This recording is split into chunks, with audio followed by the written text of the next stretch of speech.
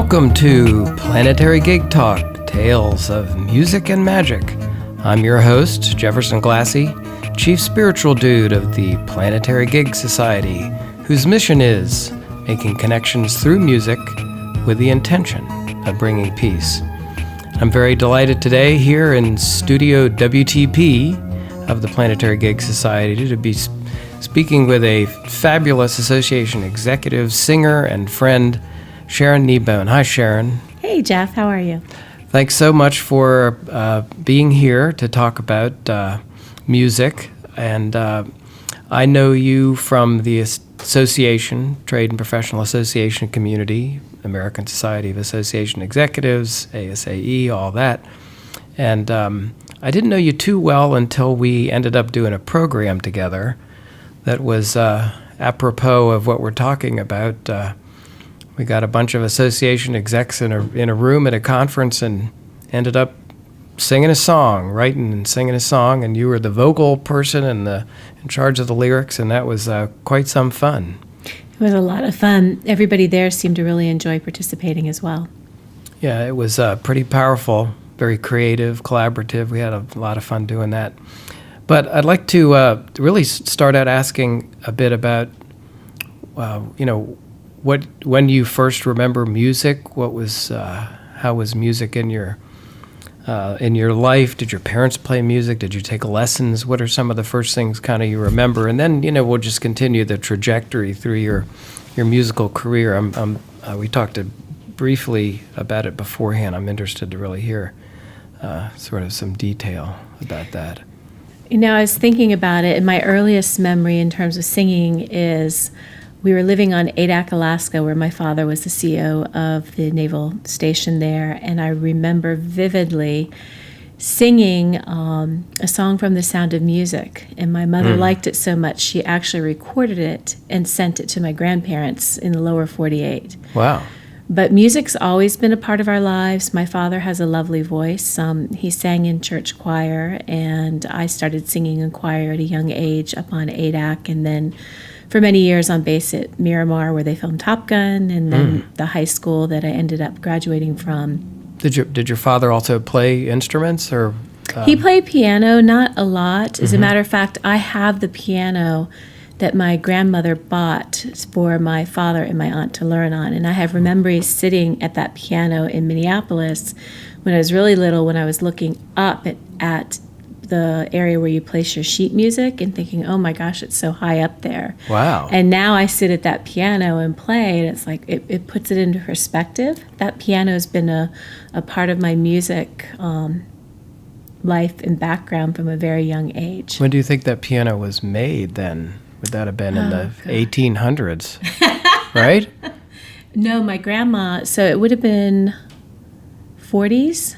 In the 40s? It had to have been the 40s. My father's class of 59 for the Naval Academy. Oh, okay.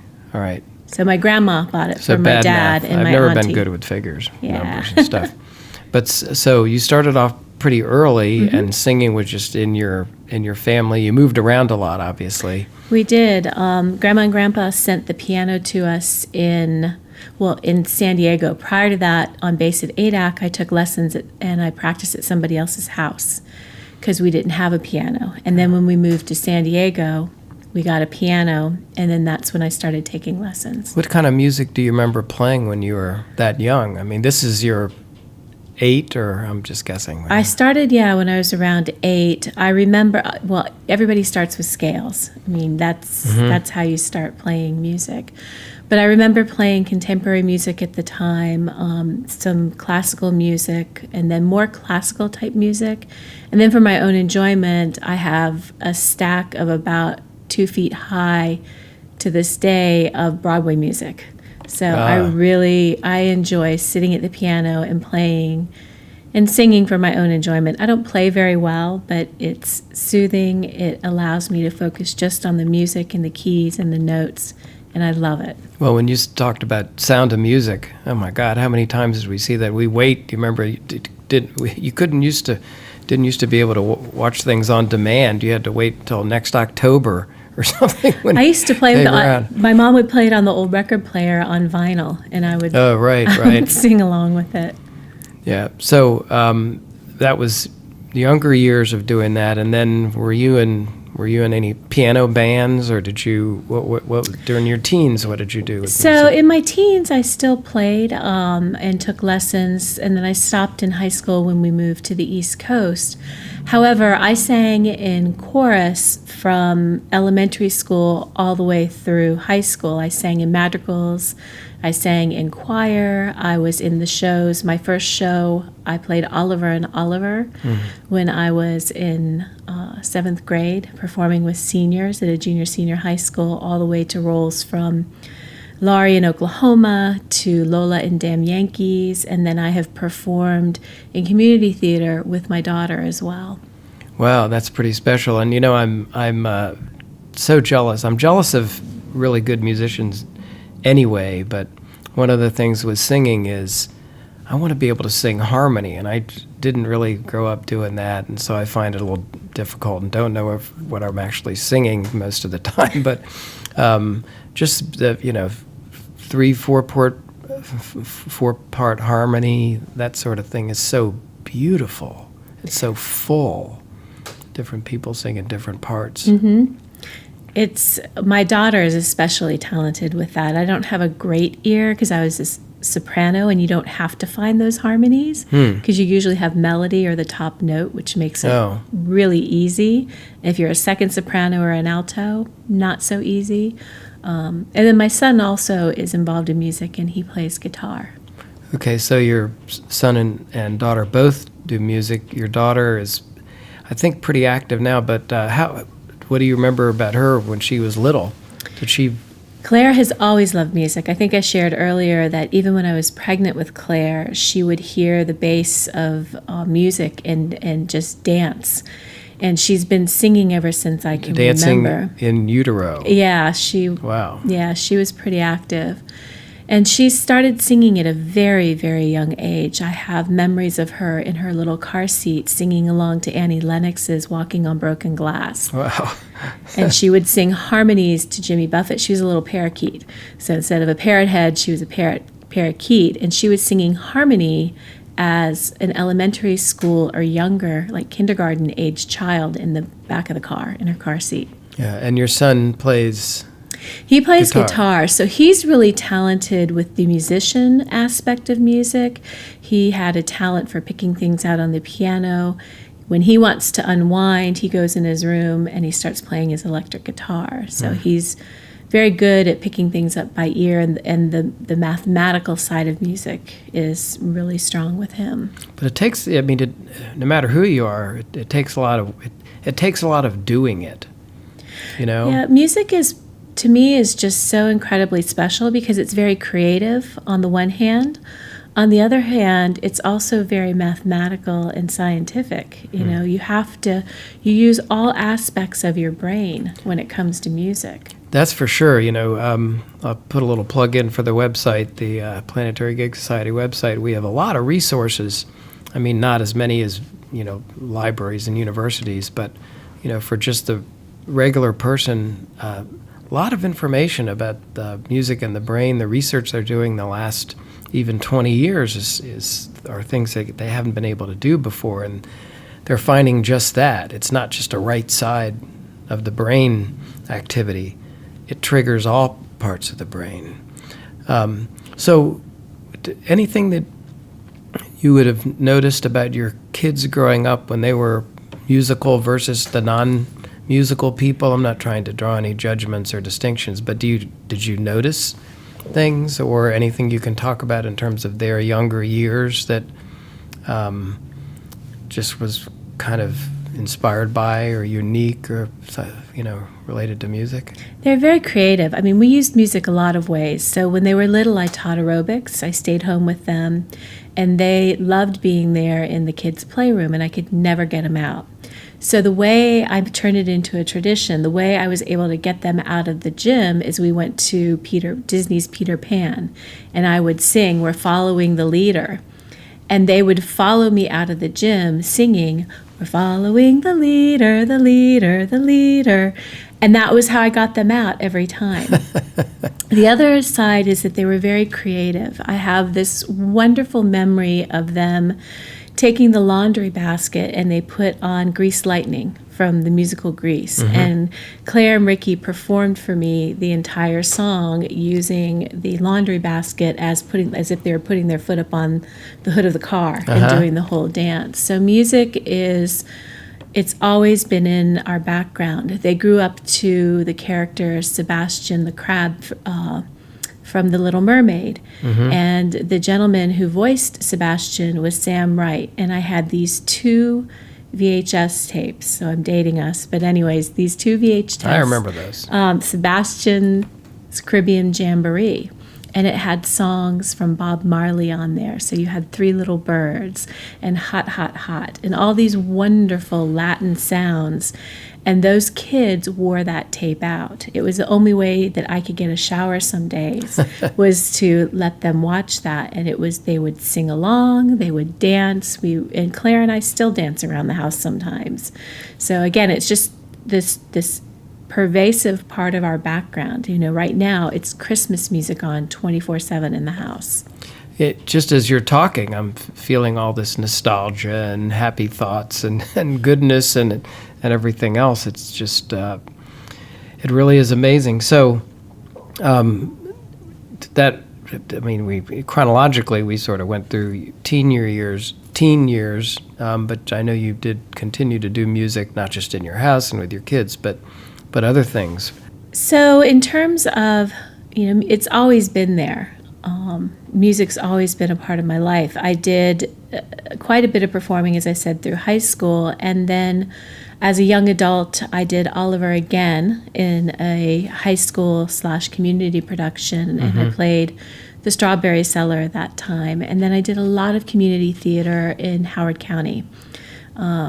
And got my daughter involved in community theater as well, and singing. And dancing's a big part of music, too. So I was on dance team at Towson University, and I was captain of the Tigerettes for 2 years. So that's another aspect of music that we don't think about, but dance is a huge part of music.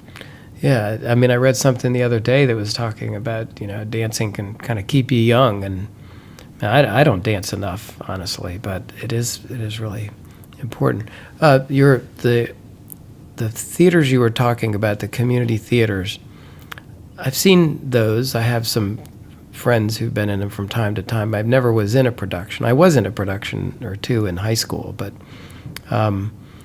there must be a lot of folks who just need to get that sort of that music, and they reconnect as adults for around these performances, huh? They do. It's an avocation. It's something that they love. They have talent. They love being out there and giving back. And with the musical productions, it takes you away. It takes you away from everything else going on in your life as the performer, but also as the person sitting in the audience. We get to suspend disbelief when we go to a musical theater performance. And by suspending disbelief, you can let go of stress and all your problems and just be in the moment and enjoy these individuals on the stage telling you a story, being someone else and taking you along their journey. Yeah, it really is fantastic. It really binds us. So during the 60s and the sort of those tumultuous times, I was kind of a jock myself, and we listened. I was a soul man, and we listened to that and went to dances, Catholic Youth Organization dances, CYO dances, and that sort of thing. But you mentioned when we were talking earlier about the sort of the protest songs, the 60s, and the music then, and you had some thoughts about that. Right. My first job out of college, I was the special events coordinator for the Maryland Vietnam Veterans Memorial Fund. And at this time, we were just starting to talk about the Vietnam War in less derogatory terms. So what year was that again about? 86. 86, okay. It was not long after the monument went up in Washington, D.C. It's an amazing monument. It's beautiful. It's life-changing going to that monument. Yeah. It really is. So we had to get the word out about the Maryland Memorial. We were a commission established by then Governor Harry Hughes, and we were tasked with raising money to build this memorial, and my job was special events coordination. And for the 60s and for the baby boomers, they told their story through music. Woodstock, the protest, making changes, blazing Bob a Dylan, trail. the Beatles, yeah. Exactly. A little bit before my time, but so we wanted to tell the story of the memorial and honoring these veterans through music. And what I did is I built all of our special events around music in Baltimore. We did a event in Towson where we shut down a street and we did kind of a taste of the town, and it was dancing in the streets with the Vietnam vets. And we had local musicians all donate their time. We became the cause célèbre for 98 Rock. I produced a Johnny Cash concert. Wow. I produced a Roy Orbison concert, and Man. all of this to raise money, and we produced an album. I sang background vocals on the album in the background. So it was an amazing experience, and we drove our mission through music just the way the boomers made change through music in the 60s. We did the same thing in the 80s. Well, here we are, the 2000 teens. It seems like it'd be a good time to do a little bit more of that. I doesn't it? agree. I think we need it. We definitely need it. So then, but you've been an association executive for a long time, and even though you listen to music and in your home, it's sometimes a little hard for. Maybe it's not hard for you, but it's hard for a lot of people, I think, to take off their business suits enough and get out and do the music and the dancing that they kind of did as when they were younger. Do you find that at all, or do you see that at all? I think it is difficult depending on your role. So in my earlier career in association management, it was easier, but as a CEO, it's a little bit more difficult. But if you come into my office, you will find more often than not there's music on in the background, and I have all different playlists that I put together to get me through my workday, because the job of a CEO in an association, regardless of size, comes with a lot of stress. We expect that. It's part of the gig. But music can really help alter your mindset. It can help you concentrate. It can make you feel happy. It can make you feel relaxed. And even though it's hard for me right now to still keep music as a part of my life, on the weekends, the music's on. We go to concerts sometimes as a family. I think the most recent concert we went to as a family was the Pretty Reckless. So all different styles of music, really, really important in our lives. And I use it a lot to ground myself as an association executive. Well, I think some of those things that you were mentioning, not many people would dispute about how it can change your perspective, relax you, reduce the stress, all that. It just is. It's just so powerful, and part of who we are. I think. I mean, it's vibrations, and we're sort of made of vibrations at the very essence when you think of it that way. Do you have other thoughts about associations in music? We did that. Associations are about building community around trades or professions, which might include lobbying efforts and other things, not all that musical in a sense. But we did that one session. We did the 2 sessions at ASAE, bringing music into the session room, if you will. I wonder if there's a way associations could use music a little bit more, association execs to help build community. Do you have any think thoughts? so. I know when we first started talking about music and associations, my observation is that the governance life cycle of an association is like a song. It's a chorus, a verse, and if you're lucky, you've got a hook that everybody loves. And so that's kind of how we got started with our conversation. And then we talked about the idea that coming together around music, and there are many different roles to be played, and that is also like an association. We have to perform under pressure. We have to be creative. We also have to be somewhat logical, and there has to be structure to what we do. And I believe that actually every association I've worked with, there's a group of musicians. I don't know what it is about associations. There's a group that have either been in theater, or there's a group that has actually been musicians. And so I believe that creative aspect of being a musician or being around music really lends itself to associations. As you stated, we brought a group of people together, and they wrote, learned, and performed a song in an hour. And we did it once, but not only once, we did it twice. So we know it can work. And you're crossing silos. You're coming together for a common purpose, for the greater good of the order, which is what associations are all about. And music can do that. I also find that in my work as a CEO and having to bring this disparate group together to perform as a board of directors, having some type of an activity that they can do together to create that bond and that team, music might be a good way to do that. I haven't used music yet with my boards. They do know that I sing. They know I've performed. But there might be something about doing that type of an activity to help them come together and go through that 4 stages of forming a team more quickly. You know, the forming, storming, norming, and performing. And music might be a way to do that much more quickly. Yeah, well, it's one of the things when we were thinking about the session and the best way to do that. You know, how do you bring music into, the educational field, conferences? Sure, you could have a musician come in and teach everybody to do a song or sing together or something like that. But I think what you're talking about is sort of something, I don't know, deeper or more community focused. Most people don't have problems with music. Most people, as I'm doing these podcasts, you can talk to almost anybody about music in their life, whether a musician or not musician or singer, and they got a story. It does inform their lives. It's something that people love.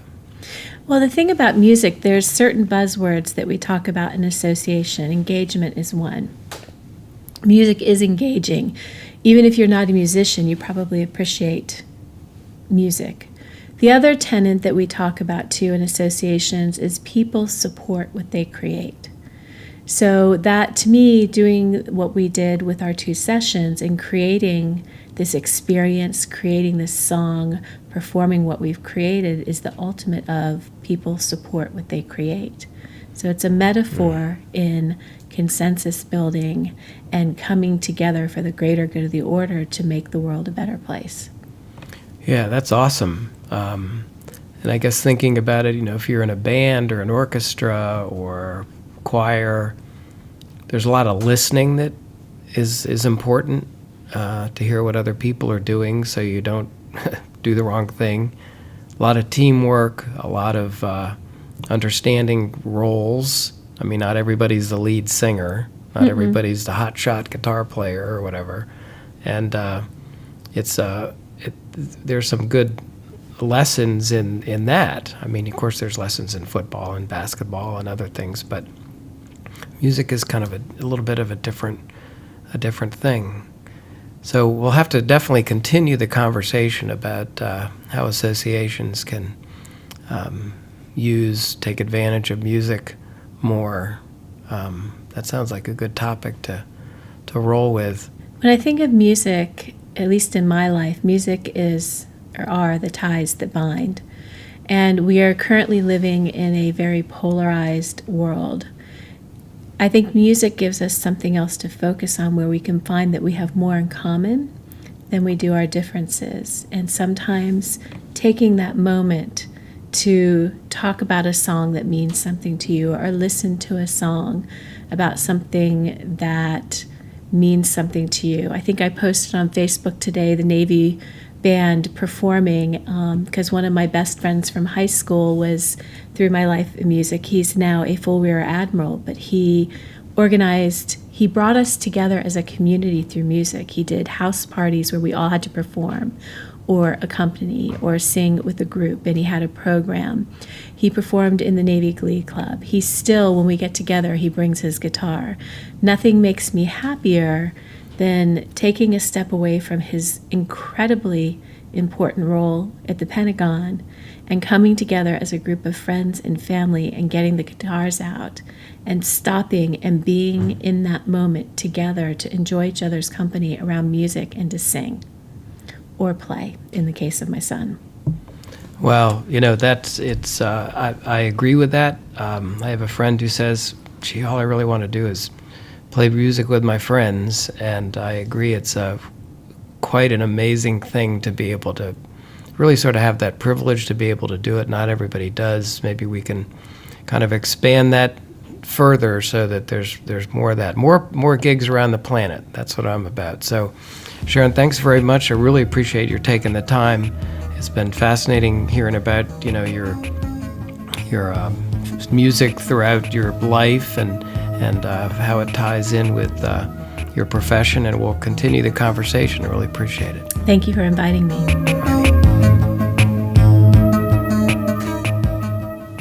You've been listening to Planetary Gig Talk, Tales of Music and Magic. I'm your host, Jefferson Glassy, Chief Spiritual Dude of the Planetary Gig Society. We talk with musicians and others about the power of music and how we can use music to help create a better world. Please check out our website, www.planetarygigs.org, for information about some of the organizations promoting music and musicians, resources about the power of music, books, movies, articles, including new research on music and the brain. We welcome your support. The Planetary Gig Society is a Section 501c3 charitable organization, and you can donate on the website. You also can receive a free email signature block demonstrating your support for Planetary Gig Society. Please follow us on Twitter, Instagram, and Facebook at Planetary Gigs. And we want to thank fabulous musician and teacher Eric Weinberg of Little Eric Studios for the Planetary Gig Talk music titled Chill Kid, It's Saul. So please check out Planetary Gig Talk on iTunes, Google Play, and Stitcher. Subscribe and hear all the upcoming episodes. Thanks very much.